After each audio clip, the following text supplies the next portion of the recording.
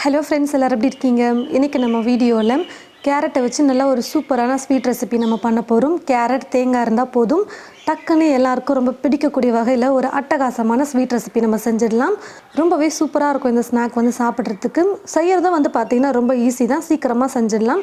எல்லாருமே ட்ரை பண்ணக்கூடிய அளவுக்கு ரொம்ப ஈஸியான ஒரு சூப்பரான அட்டகாசமான ஸ்வீட் ரெசிபி தான் இது. வாங்க இப்போ நம்ம கேரட் லட்டு எப்படி செய்கிறதுன்னு பார்க்கலாம்.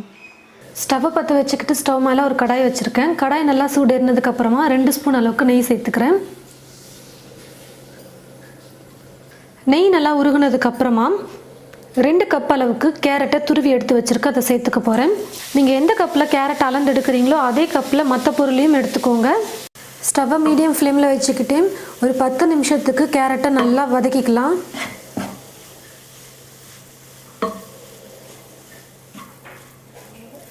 கேரட் சேர்த்து 10 நிமிஷத்துக்கு நல்லா நான் வதக்கிக்கிட்டேன்.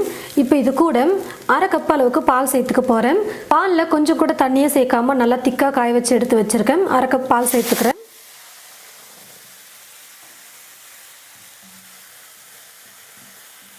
ஸ்டவ்வை மீடியம் ஃப்ளேமில் வச்சுக்கிட்டு சேர்த்துருக்கிற பால் மொத்தமும் நல்லா ட்ரை ஆகிற அளவுக்கு நல்லா குக் பண்ணி எடுத்துக்கலாம்.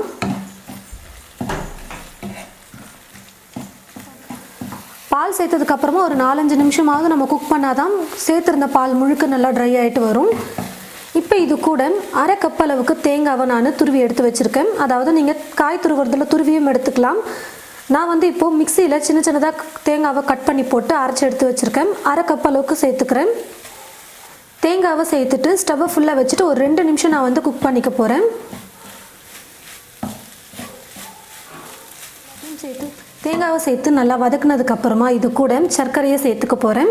சர்க்கரையோட அளவு பார்த்திங்கன்னா 1/4 கப்புக்கும் கொஞ்சம் அதிகமாக, 1/2 கப்புக்கும் கொஞ்சம் குறைவாக நீங்கள் அளந்து எடுத்துக்கோங்க. அது கரெக்டான பதத்தில் இருக்கும். சர்க்கரையை சேர்த்ததுக்கப்புறமா நல்லா கலந்து கொடுத்துக்கலாம். சேர்த்துருக்கிற சர்க்கரை முழுக்க நல்லா கரைஞ்சிட்டு கொஞ்சம் இலக்கமான பதத்துக்கு வரும். அதுக்கப்புறம் கொஞ்சம் நல்லா கெட்டியாக வர வரைக்கும் நம்ம குக் பண்ணணும். கையில் எடுத்து நம்ம உருண்டை பண்ணுறதுக்கு கரெக்டான பதத்தில் குக் பண்ணி எடுக்கணும்.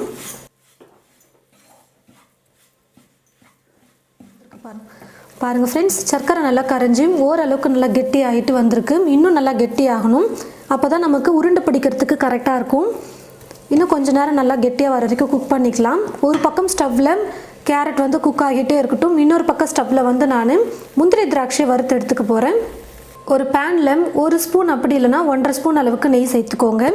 ஏற்கனவே கேரட்டை வதக்கும்பொழுது நான் 2 ஸ்பூன் அளவுக்கு நெய் சேர்த்துருக்கேன். இப்போ 1 ஸ்பூன் அப்படி இல்லைனா 1.5 ஸ்பூன் அளவுக்கு சேர்த்துக்கிட்டால் போதும். நெய் கரெக்டாக இருக்கும். நம்ம எடுத்துருக்கிற கேரட்டோட அளவுக்கு ஒரு 3-4 ஸ்பூன் நெய் சேர்த்தா போதும். நெய் நல்லா சூடேறினதுக்கப்புறமா கொஞ்சமாக முந்திரி எடுத்து வச்சுருக்க அதை சேர்த்து வறுத்துக்கிறேன். முந்திரி ஓரளவுக்கு வறுபட்டதுக்கப்புறமா உலர் திராட்சை கொஞ்சம் சேர்த்துக்கிறேன். பாருங்கள் ஃப்ரெண்ட்ஸ், திராட்சை நல்லா பொரிஞ்சு வந்துருச்சு. இப்போ நான் ஸ்டவ் ஆஃப் பண்ணிடுறேன். இப்போ எண்ணெயில் பொரிச்சு வச்சுருக்கிற முந்திரி திராட்சையை நெய்யோடு சேர்த்து நான் கேரட்டில் சேர்த்துடுறேன். இது கூடவே ஏலக்காய் தூள் 2 சிட்டிக்கு அளவுக்கு சேர்த்துக்க போகிறேன். எல்லாத்தையும் சேர்த்துட்டு நல்லா கலந்து கொடுத்துக்கலாம்.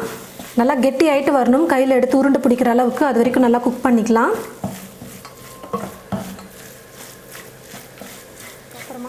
பாருங்கள் ஃப்ரெண்ட்ஸ், எல்லாத்தையும் சேர்த்து நல்லா நான் குக் பண்ணிக்கிட்டேன். நல்லா ஓரளவுக்கு கெட்டியாக வந்துருச்சு. இப்போ நல்லா சூடு ஆற வச்சதுக்கப்புறமா நம்ம கையில் உருண்டை பிடிச்சோம்னா கரெக்டான பதத்துக்கு வரும். இப்போ நான் ஸ்டவ் ஆஃப் பண்ணிடுறேன். நல்லா சூடு ஆறட்டும். பாருங்கள் ஃப்ரெண்ட்ஸ், சூடு ஆறிடுச்சு. கையில் தொடுற அளவுக்கு சூடு ஆறிடுச்சு.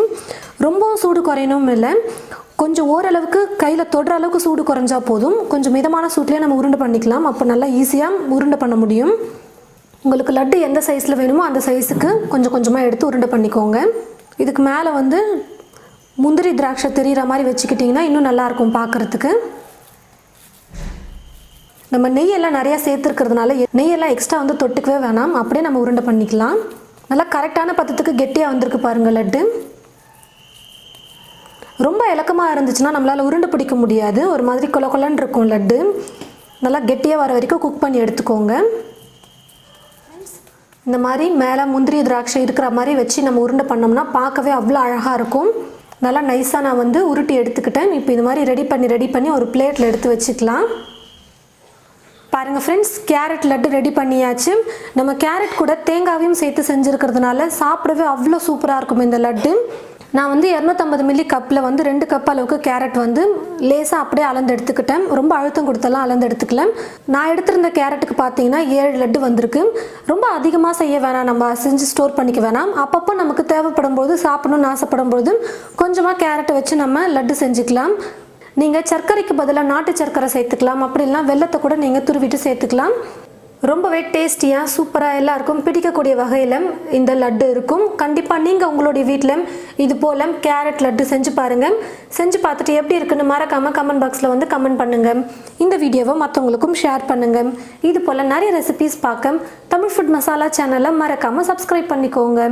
கூடவே பக்கத்தில் இருக்கிற பெல் ஐக்கானை கிளிக் பண்ண மறந்துடாதீங்க. தேங்க்யூ.